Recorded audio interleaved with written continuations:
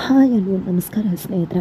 ಇಲ್ಲಿ ಜೀವ ಮತ್ತು ರಚ್ಚು ಇಬ್ಬರಿಗೂ ಕೂಡ ದೇವಿಯ ನೆಚ್ಚುಮುಖ ಏನು ಅನ್ನೋ ಸತ್ಯ ಗೊತ್ತಾಗ್ತದೆ. ಹಾಗಿದ್ರೆ ಕೊನೆಗೂ ಇಲ್ಲಿ ದೇವಿ ಮಾಡಿದಂತಹ ಟ್ರ್ಯಾಪ್ಗೆ ಬಿದ್ದರೆ ಜೀವ ಮತ್ತು ರಚ್ಚು ಏನಾಯಿತು, ಏನು ಕತೆ, ಇದು ಎಲ್ಲವನ್ನೂ ಕೂಡ ತಿಳ್ಕೊಬೇಕು ಅಂದರೆ ಈಗಲೇ ನಮ್ಮ ಈ ಚಾನಲ್ನ ಸಬ್ಸ್ಕ್ರೈಬ್ ಮಾಡಿ, ಹಾಗೆ ಒಂದು ವಿಡಿಯೋವನ್ನು ಪೂರ್ತಿಯಾಗಿ ನೋಡೋದನ್ನು ಯಾವುದೇ ಕಾರಣಕ್ಕೂ ಕೂಡ ಮರಿಬೇಡಿ. ಇಲ್ಲಿ ಮಾಧುರಿ ಆಕಸ್ಮಿಕವಾಗಿ ಆಕ್ಸಿಡೆಂಟ್ ಆಗಿ ಸತ್ತಿದ್ದಲ್ಲ, ಮಾಧುರಿನ ಯಾರೋ ಇಂಟೆನ್ಷನಲಿ ಸಾಯಿಸಿದ್ದು ಅನ್ನೋ ವಿಷಯ ಜೀವಾಗೆ ಗೊತ್ತಾಗಿದೆ. ಜೀವಾಗೆ ವಿಷಯ ಗೊತ್ತಾಗಿದೆ ತಡ ನನ್ನ ಮಾಧುರಿಯನ್ನು ಸಾಯಿಸಿದವನ್ನ ಯಾರನ್ನ ಕೂಡ ನಾನು ಸುಮ್ಮನೆ ಬಿಡುವುದಿಲ್ಲ ಅಂತ ಸಾಯಿಸಿರೋ ದೇವಿ ಮುಂದೆನೇ ಹೇಳ್ತಿದ್ದಾರೆ. ಇಲ್ಲಿ ದೇವಿ ಅಂತೂ ಜೀವ ಮಾತು ಕೇಳಿ ನಿಂತಲ್ಲೇ ನಡ್ಕೋಗ್ತಿದ್ದಾಳೆ, ಬೆವ್ತೋಗ್ತಿದ್ದಾಳೆ. ಇಲ್ಲ ಹೇಗಾದರೂ ಮಾಡಿ ಇವರನ್ನು ಡೈವರ್ಟ್ ಮಾಡಲೇಬೇಕು, ಇಲ್ಲಾಂದರೆ ನನ್ನ ನಿಜ ಮುಖ ಏನು ಅನ್ನೋದನ್ನು ಇವರು ಬಯಲಿಗೆ ಇಳಿದ್ಬಿಡ್ತಾರೆ ಅಂತ ಹೇಳಿ ಕೂಡ ಇಲ್ಲಿ ದೇವಿ ನಿರ್ಧಾರ ಮಾಡಿಕೊಡ್ತಿದ್ದಾರೆ. ಈ ಕಡೆ ಜೀವ ಮಾತ್ರ ಸಿಕ್ಕಿದ್ರೆ ಮಾತ್ರ ಏನನ್ನು ಕೂಡ ಉಳಿಸೋದಿಲ್ಲ, ಅಷ್ಟರ ಮಟ್ಟಿಗೆ ಅವ್ರಿಗೆ ಗತಿ ಕಾಣಿಸ್ಬಿಡ್ತೀನಿ ಅಂತ ಹೇಳಿ ಜೀವ ಹೇಳ್ತಾರೆ. ಅತ್ತ ಕಡೆ ವಜ್ರೇಶ್ವರಿ ತಾನೇ ಸಾಯಿಸಿದ್ದು ಅಂತ ಅಂದ್ಕೊಂಡಿದ್ದಾರೆ, ಆದರೆ ನಿಜವಾಗ್ಲೂ ಸಾಯಿಸಿದ್ದು ದೇವಿ ಸಾಯಿಸಿದ ಮೇಲೆ ಸತ್ತಿರೋ ಮಾಧುರಿಯನ್ನು ಸಾಯಿಸಿದ್ದಾರೆ ಇಲ್ಲಿ ವಜ್ರೇಶ್ವರಿ ಅಂತಲೇ ಹೇಳ್ಬೋದು. ಹಾಗಿದ್ರೆ ಇಲ್ಲಿ ದೇವಿ ಮಾಡಿರ್ತಕ್ಕಂಥ ಈ ಒಂದು ಕೆಲಸ ವಜ್ರೇಶ್ವರಿಗೂ ಕೂಡ ಗೊತ್ತಿಲ್ಲ. ವಜ್ರೇಶ್ವರಿ ತನ್ನ ಮುಖ ಎಲ್ಲಿ ಆಚೆ ಬರುತ್ತೆ ಅಂತ ಹೇಳಿ ಹೆದರಿ ದೇವಿ ನಿಜ ಮುಖವನ್ನು ತೆರೆದಿಡುವುದಕ್ಕೆ ಹಿಂದೇಟಾಗ್ತಿದ್ದಾರೆ. ಇದರ ನಡುವೆ ಇಲ್ಲಿ ರಚ್ಚು ಕೂಡ ತಾನೇ ಮಾಧುರಿನ ಸಾಯಿಸಿದ್ದು ಆಕ್ಸಿಡೆಂಟ್ ಮಾಡಿ ಅಂತ ಅಂದ್ಕೊಂಡಿದ್ದಾರೆ. ಆದರೆ ಇಲ್ಲಿ ರಚನಾಗೂ ಕೂಡ ಗೊತ್ತಿಲ್ಲ ತನ್ನಿಂದ ಯಾವುದೇ ರೀತಿ ತಪ್ಪಾಗಿಲ್ಲ, ತಾನು ನಿಜವಾಗ್ಲೂ ಮಾಧುರಿ ಪ್ರಾಣವನ್ನು ಉಳಿಸಿದವಳು ಅನ್ನೋ ಸತ್ಯ. ಆದರೆ ಈ ಒಂದು ವಿಷಯ ಗೊತ್ತಾಗಬೇಕು ಅಂದರೆ ಅದು ವಜ್ರೇಶ್ವರಿಯಿಂದ ಮಾತ್ರ ಸಾಧ್ಯ.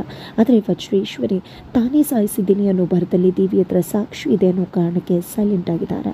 ಇತ್ತ ಕಡೆ ರಚ್ಚು ಕೂಡ ಜೀವಾಗೆ ತನ್ನ ಸತ್ಯವನ್ನು, ತಾನು ಮುಚ್ಚಿಟ್ಟಂತಹ ಆ ಒಂದು ಸತ್ಯವನ್ನು ಹೇಳಲಿಕ್ಕೆ ಅಂತ ಮುಂದಾಗ್ತಾರೆ, ಮಾಧುರಿಯನ್ನು ಸಾಯಿಸಿದ್ದು ನಾನೇ ಅಂತ ಹೇಳಿ. ಆದರೆ ಅದಕ್ಕೆ ಅವಕಾಶವೇ ಸಿಗೋದಿಲ್ಲ. ಕೃಷ್ಣ ಬರೋದ್ರ ಮುಖಾಂತರ ಹೇಳೋ ವಿಷಯವನ್ನು ಹಾಗೆ ನಿಲ್ಲಿಸ್ಬಿಡ್ತಾಳೆ ರಚ್ಚು. ಈ ಕಡೆ ರಚ್ಚುಗೆ ಕೃಷ್ಣ ಅಂದರೆ ತುಂಬ ಪ್ರೀತಿ. ಈ ಕಡೆ ಅಡುಗೆ ಮನೆಯಲ್ಲಿ ಕೆಲಸ ಮಾಡಬೇಕಿದ್ರೆ ಇಲ್ಲಿ ಕೃಷ್ಣ ಆಟ ಆಡಿಸ್ಬೇಡ ನನ್ನ ಅಂತಲೇ ಹೇಳ್ತಿರ್ತಾರೆ. ಆದರೆ ಅಲ್ಲಿ ಬರೋದು ಬಾಲನ ನೋಡಿದ್ದೆ ಜುಟ್ಟನ್ನು ಇಟ್ಕೊಂಡ್ಬಿಡ್ತಾರೆ. ಅಯ್ಯೋ ಸಾರಿ ಬಾಲ, ನಾನು ಕೃಷ್ಣ ಅಂತ ಅಂದ್ಕೊಂಡ್ಬಿಟ್ಟೆ, ಆಟ ಆಡಿಸ್ತಿದ್ಲಲ್ವ ಹಾಗೆ ಅವಳೇ ಅಂದ್ಕೊಂಡು ಈ ರೀತಿ ಜುಟ್ಟಿಟ್ಕೊಂಡ್ಬಿಟ್ಟೆ ಅಂತ ಹೇಳಿ ಇಲ್ಲಿ ರಚ್ಚು ಹೇಳಿದಾಗ ನಿಮಗೆ ಯಾವಾಗಲೂ ಕೂಡ ಕೃಷ್ಣಂದೇ ಆಲೋಚನೆ ಅಲ್ವಾ, ನಿಂತರೂ ಕೂತರು ಎಲ್ಲ ಕಡೆ ಕೃಷ್ಣನೇ ಯೋಚನೆ ಮಾಡ್ತಿರ್ತೀರ ಅಲ್ವಾ ಅಂತ ಬಾಲ ಹೇಳಿದಾಗ, ಹೌದು ಬಾಲ, ನಿಜವಾಗ್ಲೂ ಹೇಳಬೇಕು ಅಂದರೆ ಕೃಷ್ಣ ನನ್ನ ಜೀವನದ ಒಂದು ಅದೃಷ್ಟ ದೇವತೆ ಅಂತಲೇ ಹೇಳ್ಬೋದು. ನಮ್ಮಮ್ಮನ ಜೊತೆ ಸಿಕ್ಕಾಕೊಂಡು ಬರೀ ದುಡಿಯೋದೇ ನನ್ನ ಬದುಕು ಅಂತ ಆಗಿಬಿಟ್ಟಿತ್ತು. ನನ್ನ ಬದುಕು ನಿಜವಾಗ್ಲೂ ನನ್ನಲ್ಲಿ ಖುಷಿಯಾಗಿರಲಿಲ್ಲ.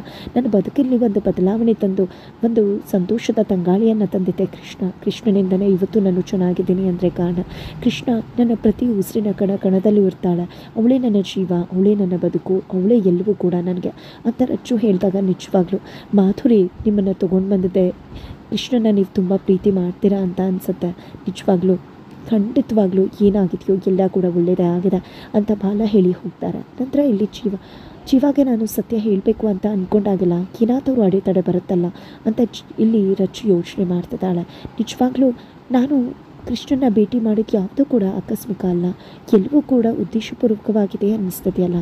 ಹಾಗಿದ್ರೆ ಇದು ಎಲ್ಲವೂ ಕೂಡ ಮಾಧುರಿಯವರ ಇಂಗಿತವಾಗಿತ್ತ? ಅವರ ಇಂಗಿತದಿಂದಲೇ ನಾನು ಈ ಒಂದು ಭೇಟಿಯಾದನ. ನಿಜವಾಗ್ಲೂ ಕೂಡ ಮಾಧುರಿಯವ್ರಿಗೆ ನಾನು ಜೀವಾಗೆ ಸತ್ಯ ಹೇಳೋದು ಇಷ್ಟ ಇಲ್ವಾ? ನಾನು ಪ್ರತಿ ಬಾರಿ ಕೂಡ ಸತ್ಯ ಹೇಳಬೇಕು ಅಂತ ಹೇಳಿ ಯೋಚನೆ ಮಾಡಿದಾಗೆಲ್ಲ ಏನಾದರೂ ಒಂದು ಬಂದು ತಡೆಯುತ್ತೆ. ಈಗ ಕೃಷ್ಣ ಬಂದು ತಡೆದ್ಲು, ಮಾಧುರಿಯೇ ಕೃಷ್ಣ ರೂಪದಲ್ಲಿ ಬಂದು ತಡೆದ್ರ ಏನಾಗ್ತದೆ ಇಲ್ಲಿ ಅಂತ ಹೇಳಿ ರಚನಾ ಯೋಚನೆ ಮಾಡ್ತಿದ್ದಾಳೆ. ಅತ್ತ ಕಡೆ ಕೃಷ್ಣನ ಮುಂದೆ ಗೊಂಬೆ ಬರುತ್ತೆ. ಗೊಂಬೆ ಬಂದಿದ್ದೆ, ನಾನು ನೀನು ಆಟ ಆಡೋಣ ಇಬ್ಬರು ಕೂಡ ಅಂದಾಗ ಮಗು ಕೂಡ ಹ್ಞೂ ಅಂದ್ಬಿಡುತ್ತೆ ಆಟ ಆಡೋ ಖುಷಿಯಲ್ಲಿ. ಸರಿ ಆಯಿತು, ನಾನು ನೀನು ಕಾರಲ್ಲಿ ಹೋಗಿ ಆಟ ಆಡೋಣ, ಡ್ರೈವರ್ ಆಟ ಆಡೋಣ, ಡ್ರಾಪ್ ಕೊಡೋ ಆಟ ಆಡೋಣ ಅಂದಾಗ ಏನು ಮಾತಾಡ್ತಿದ್ಯಾ, ಅದು ಹೇಗೆ ಸಾಧ್ಯ ಆಗುತ್ತೆ, ಕಾರಲ್ಲಿ ನನಗೇನು ಗೊತ್ತಾಗೋದಿಲ್ವಲ್ಲ ಅಂದಾಗ ಆಟ ತುಂಬ ಚೆನ್ನಾಗಿರುತ್ತೆ, ನಾನು ಡ್ರಾಪ್ ಕೇಳೋದು, ಒಳ್ಳೆಯವರು ಡ್ರಾಪ್ ಕೊಡ್ತಾರೆ, ಕೆಟ್ಟವರು ಡ್ರಾಪ್ ಕೊಡೋದಿಲ್ಲ ಅಂತ ಗೊಂಬೆ ಹೇಳಿದಾಗ ಈ ಆಟ ತುಂಬ ಚೆನ್ನಾಗಿದೆ, ನಡಿ ಹೋಗೋಣ ಅಂತ ಹೇಳಿ ಮಗು ಕೂಡ ಕಾರಲ್ಲಿ ಗೊಂಬೆ ಜೊತೆ ಹೋಗಿ ಕೂತ್ಕೊಡುತ್ತೆ. ಕೃಷ್ಣ ಹೋಗ್ತಿದ್ದಾಗೆ ಇಲ್ಲಿ ಲಾಕ್ ಆಗಿಬಿಡುತ್ತೆ, ಗೊಂಬೆ ಆಚೆ ಇದೆ. ಇಲ್ಲಿ ಬಾಗಿಲು ತೆಗಿ, ಗೊಂಬೆ ಅಂತಿದ್ರು, ಬಾಗಿಲು ಡೋರ್ ಓಪನ್ ಆಗ್ತಿಲ್ಲ. ಬಟ್ ಇದು ಎಲ್ಲರೂ ಕೂಡ ದೇವಿ ಮಾಡಿರ್ತಕ್ಕಂಥ ಪ್ಲ್ಯಾನ್ ಆಗಿದೆ. ಇತ್ತ ಕಡೆ ಹಾಲ್ನಲ್ಲಿ ಎಲ್ಲರೂ ಇರಬೇಕಿದ್ರೆ ಅಲ್ಲಿಗೆ ರಚ್ಚು ಬರ್ತಾಳೆ. ಕೃಷ್ಣನ ಎಲ್ಲ ಕಡೆ ಹುಡುಕ್ತಾ ಇದ್ದೀನಿ, ಕೃಷ್ಣ ಎಲ್ಲೂ ಕೂಡ ಕಾಣಿಸ್ತಿಲ್ಲ ಅಂತಾಗ ಜೀವ ಎಲ್ಲರೂ ಕೂಡ ಶಾಕ್ ಆಗ್ತಾಳೆ. ಕೃಷ್ಣ ಅಂತ ಹೇಳಿ ಹುಡುಕ್ತಾರೆ, ಮನೇಲಿ ಎಲ್ಲೂ ಕೂಡ ಇರೋದಿಲ್ಲ. ತದನಂತರ ಕೃಷ್ಣ ಎಲ್ಲಿ ಹೋದ್ಲು ಅಂತ ಹೇಳಿ ಹೊರಗಡೆ ಬಂದು ನೋಡ್ತಾರೆ. ಬಟ್ ಹೊರಗಡೆ ಕಾರಲ್ಲಿ ಕೃಷ್ಣ ಲಾಕ್ ಆಗಿ ಪ್ರಜ್ಞೆ ತಪ್ಪಿರ್ತಾಳೆ. ಅದನ್ನು ನೋಡಿದ್ದೆ ಶಾಕ್ ಆಗಿಬಿಡ್ತಾರೆ. ಕೃಷ್ಣ ಅಂತ ಹೇಳಿ ಕೀ ತೆಗೆದು ಡೋರನ್ನು ಓಪನ್ ಮಾಡ್ತಾರೆ. ಕೊನೆಗೂ ಕೃಷ್ಣ ಪ್ರಜ್ಞೆ ತಪ್ಪಿರೋ ಕೃಷ್ಣನಿಗೆ ಪ್ರಜ್ಞೆ ಬರುತ್ತೆ. ತದನಂತರ ಏನಾಯಿತು ಕೃಷ್ಣ ನಿನಗೆ ಅಂತ ಹೇಳಿ ಕೇಳ್ತಿದ್ದಾರೆ.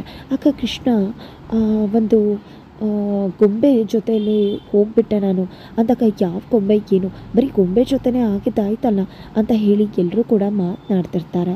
ತದನಂತರ ಎಲ್ಲರೂ ಕೂಡ ಹೋಗ್ತಾರೆ. ನಂತರ ಇಲ್ಲಿ ರಚನಾ ಮತ್ತು ಜೀವಾಗೆ ಮಗು ನಾನು ಗೊಂಬೆ ಜೊತೆ ಆಡೋಕ್ಕೆ ಹೋಗಿದ್ದೆ, ಆಗ ಒಂದು ಕಾರ್ ಲಾಕ್ ಆಗೋಯ್ತು ಅಂತ ಹೇಳಿದಾಗ ಕಾರ್ ಲಾಕ್ ಆಗೋಯ್ತಾ, ಅದು ಹೇಗೆ ಲಾಕ್ ಆಗೋಕ್ಕಾಗತ್ತೆ ಅಂತ ಹೇಳಿದಾಗ ಆಟೋಮೆಟಿಕಲಿ ಲಾಕ್ ಆಗಿರತ್ತೆ ಅಂತ ಕೂಡ ಹೇಳ್ತಾರೆ. ಆದರೂ ಕೂಡ ಜೀವ ರಚನಾಗೆ ಇದನ್ನು ನಂಬೋಕ್ಕೆ ಸಾಧ್ಯನೇ ಆಗ್ತಿಲ್ಲ. ಯಾರೋ ಗೊಂಬೆ ಇಟ್ಕೊಂಡು ಕೃಷ್ಣ ಬೇಬಿ ಜೊತೆ ಆಟ ಆಡ್ತಿದ್ದಾರೆ ಅಂತಲೇ ಯೋಚನೆ ಮಾಡ್ತಿದ್ದಾರೆ. ತದನಂತರ ಅತ್ತ ಕಡೆ ಕನಕಾಂಬರಿಯವರು ದೇವಿ ಹತ್ರ ಏನಿದೆಲ್ಲ, ಏನು ಮಾಡೋಕ್ಕೆ ಹೊರಟಿದ್ಯಾ ದೇವಿ ನೀನು, ಈ ಗೊಂಬೆನ ಕೃಷ್ಣನಿಗೆ ಏನು ಮಾಡಬೇಕು ಅಂದ್ಕೊಂಡಿದ್ಯಾ, ಕೃಷ್ಣಂಗೆ ಏನಾದ್ರು ತೊಂದರೆ ಆಗಿ ಅವಳು ಜೀವ ಹೋದರೆ ಏನಾಗುತ್ತೆ ಅಂತ ಗೊತ್ತಾ, ಇಡೀ ಆಸ್ತಿ ಟ್ರಸ್ಟಿಗೆ ಹೋಗುತ್ತೆ ಅನ್ನೋದು ನನಗೆ ನೆನಪಿರಲಿ ಅಂತ ಹೇಳಿದಾಗ ಅಯ್ಯೋ ಅಮ್ಮ ನಾನು ಕೃಷ್ಣನನ್ನು ಟಾರ್ಗೆಟ್ ಮಾಡ್ತಿಲ್ಲ, ನನ್ನ ನಿಜವಾದ ಟಾರ್ಗೆಟ್ ರಚನಾ ಮತ್ತು ಜೀವ ಇಬ್ಬರು ಕೂಡ. ನಿಜವಾಗ್ಲೂ ಅವರಿಬ್ಬರು ಕೂಡ ದೊಡ್ಡಮ್ಮನ ಹೊರಗಡೆ ಕರ್ಕೊಂಡು ಬರಬೇಕು ಅಂತ ತುಂಬ ಯೋಚನೆ ಮಾಡ್ತಿದ್ದಾರೆ. ಅದೇ ಹೊತ್ತು ಪೂಜೆ ದಿನ ನೋಡು ಅವರಿಬ್ಬರು ಆಚೆ ಕರ್ಕೊಂಡು ಬರಬೇಕು ಅಂತ ಎಷ್ಟು ಟ್ರೈ ಮಾಡಿದ್ರು, ಅದರ ಅರ್ಥ ನಮ್ಮ ಕಪ್ಪು ಮುಷ್ಟಿಯಿಂದ ಹೊರಗಡೆ ತರಬೇಕು ಅಂತ ತಾನೆ. ಇದರಿಂದ ನಾವು ಆಚೆ ಬರಬೇಕು, ಬಚಾವ್ ಆಗಬೇಕು. ದೊಡ್ಡಮ್ಮ ರೂಮಲ್ಲೇ ಇರಬೇಕು ಅಂದರೆ ಇವರಿಬ್ಬರನ್ನ ಡೈವರ್ಟ್ ಮಾಡಬೇಕಾಗತ್ತೆ. ಇವರಿಬ್ಬರನ್ನ ಡೈವರ್ಟ್ ಮಾಡೋಕ್ಕೋಸ್ಕರನೇ ಕೃಷ್ಣನ ದಾಳವಾಗಿ ಬಳಸ್ಕೊತಿದ್ದೀನಿ. ತದನಂತರ ಇಲ್ಲಿ ಜೀವ ತನ್ನ ಮಗಳ ಪರಿಸ್ಥಿತಿಯನ್ನು ನೋಡೋಕ್ಕಾಗದೆ ಒತ್ತಾಡಬೇಕು. ನನ್ನಪ್ಪ ಇಷ್ಟು ಒದ್ದಾಡಿ ಅವತ್ತು ಸತ್ರು, ಅಷ್ಟೇ ಒದ್ದಾಡಿ ಜೀವ ಕೂಡ ಸಾಯಬೇಕು ಅಂತ ಹೇಳಿ ಇಲ್ಲಿ ದೇವಿ ಯೋಚನೆ ಮಾಡ್ತಿದ್ದಾಳೆ. ತದನಂತರ ಅಲ್ಲಿ ಜೀವ ಮತ್ತು ರಚನಾ ಬಾಲ ಎಲ್ಲ ಕೂಡ ಮಾತಾಡ್ತಿದ್ದಾರೆ. ಯಾವುದಿದು ಗೊಂಬೆ ಮಾತಾಡೋಕ್ಕೆ ಹೇಗೆ ಸಾಧ್ಯ, ಕೃಷ್ಣ ಪುಟ ಹೇಳ್ತಿದ್ದಾಳಲ್ಲ ಅಂತ. ಅಡ್ವಾನ್ಸ್ಡ್ ಗೊಂಬೆಗಳು ಮಾತಾಡ್ತವೆ, ಆದರೆ ಅದಕ್ಕೆ ಚಿಪ್ಪೆಲ್ಲ ಯೂಸ್ ಮಾಡಿರ್ತಾರೆ. ಬಟ್ ಯಾರದನ್ನು ಈ ಮನೆಗೆ ತೊಗೊಂಡು ಬಂದಿದ್ದು, ಹೇಗಿರ್ತು ಬರೋಕ್ಕೆ ಸಾಧ್ಯ ಅಂತ ರಚನಾ ಕೇಳಿದಾಗ ಹೌದು ಮೊದಲು ಈ ಗೊಂಬೆ ಯಾರು ಇಲ್ಲಿಗೆ ತಂದಿದ್ದು ಅನ್ನೋದನ್ನು ತಿಳ್ಕೊಬೇಕಾಗತ್ತೆ. ಮೊದಲು ಆ ಗೊಂಬೆ ನಮ್ಮ ಕಣ್ಣಿಗೆ ಬೀಳಬೇಕು. ಆ ಗೊಂಬೆ ಕಣ್ಣಿಗೆ ಬಿದ್ದಾಗ ಅದರಲ್ಲಿ ಚಿಪ್ ಇರುತ್ತೆ. ಆ ಚಿಪ್ಪನ್ನು ತೊಗೊಂಡೋಗಿ ವಿಚಾರ ಮಾಡಿದ್ರೆ ಈ ಗೊಂಬೆ ಮನೆಗೆ ತಂದವ್ರು ಯಾರು ಎಲ್ಲವೂ ಕೂಡ ಗೊತ್ತಾಗುತ್ತೆ. ಅದ್ರ ಮುಖಾಂತರ ಇದರ ಒಂದು ರಹಸ್ಯವನ್ನು ಬಯಲಿಗೆಳಿಬಹುದು, ಯಾರು ಬೇಕು ಅಂತ ಮಾಡ್ತಿದ್ದಾರೆ ಇದನ್ನೆಲ್ಲ ಅಂತ ಜೀವ ಹೇಳ್ತಾರೆ. ಕೊನೆಗೂ ಜೀವ ರಚನಾ ಇಬ್ಬರು ಕೂಡ ಸೇರಿಕೊಂಡಿದ್ದೆ ದೇವಿ ಬುಡಕ್ಕೆ ಇಟ್ಟಿದ್ದಾರೆ ಅಂತಲೇ ಹೇಳ್ಬೋದು. ಕೊನೆಗೂ ದೇವಿಗೆ ತಿರುಮಂತ್ರ ಹಾಕಿ ದೇವಿನೇ ತಂಡ ಓಡಿಸೋಕೆ ಮಾಸ್ಟರ್ ಪ್ಲ್ಯಾನ್ ಮಾಡಿ ದೇವಿಗೆ ಮಾಸ್ಟರ್ ಸ್ಟ್ರೋಕ್ ಕೊಡೋದಕ್ಕೆ ಜೀವ ಮತ್ತು ರಚನಾ ರೆಡಿ ಆಗ್ತಿದ್ದಾರೆ. ಇದರ ಮುಖಾಂತರ ದೇವಿಯ ಕರಾಳ ಸತ್ಯ, ಕರಾಳ ಮುಖ ಅಂತಕ್ಕಂಥದ್ದು ಇಲ್ಲಿ ಜೀವ ಮತ್ತು ರಚನಾ ಮುಂದೆ ತೆರೆದುಕೊಳ್ಳೋದ್ರ ಜೊತೆಗೆ ದೇವಿಯ ಒಂದು ರಹಸ್ಯ ಕೂಡ ಓಪನ್ ಆಗುತ್ತೆ. ದೇವಿ ಯಾಕೆ ಇಷ್ಟೆಲ್ಲ ಮಾಡಿದ್ಲು, ದೇವಿಯ ಬದುಕಲ್ಲಿ ಆಗೋದೇನು, ಯಾಕೆ ಇಷ್ಟು ದ್ವೇಷ, ಸೇಡು, ಇದೆಲ್ಲದರ ಜೊತೆಗೆ ದೇವಿಯ ನಿಜ ಬಣ್ಣ ಬಯಲಾಗುತ್ತೆ. ಅದರ ನಡುವೆ ವಜ್ರೇಶ್ವರಿಯ ಒಂದು ಪಾಪಕರ್ಮ ಕೂಡ ಹೊರಗಡೆ ಬರುತ್ತೆ.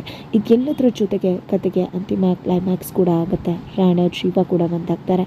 ಕೊನೆಗೂ ಕತೆ ಅಂತಿಮ ದಾರಿಯತ್ತ ಬರ್ತದೆ. ಜಸ್ಟ್ ಇನ್ನೊಂದು 2 ವೀಕ್ಸ್ ಆರ್ 3 ವೀಕ್ಸಲ್ಲಿ ಒಂದು ಕತೆಗೆ ಕ್ಲೈಮ್ಯಾಕ್ಸ್ ಕೂಡ ಸಿಗುತ್ತೆ ಅಂತಲೇ ಹೇಳ್ಬೋದು. ಹಾಗಿದ್ರೆ ಯಾವ ರೀತಿಯ ಕ್ಲೈಮ್ಯಾಕ್ಸ್ನ ಜೊತೆಗೆ ಈ ಒಂದು ಕತೆ ಎಂಡ್ ಆಗುತ್ತೆ ಅನ್ನೋದನ್ನು ತಿಳ್ಕೋಬೇಕು ಅಂದರೆ ಈಗಲೇ ನಮ್ಮ ಈ ಚಾನಲ್ನ ಸಬ್ಸ್ಕ್ರೈಬ್ ಮಾಡಿ ಮುಂದಿನ ವೀಡಿಯೋಗೆ ವೇಟ್ ಮಾಡೋದನ್ನು ಯಾವುದೇ ಕಾರಣಕ್ಕೂ ಕೂಡ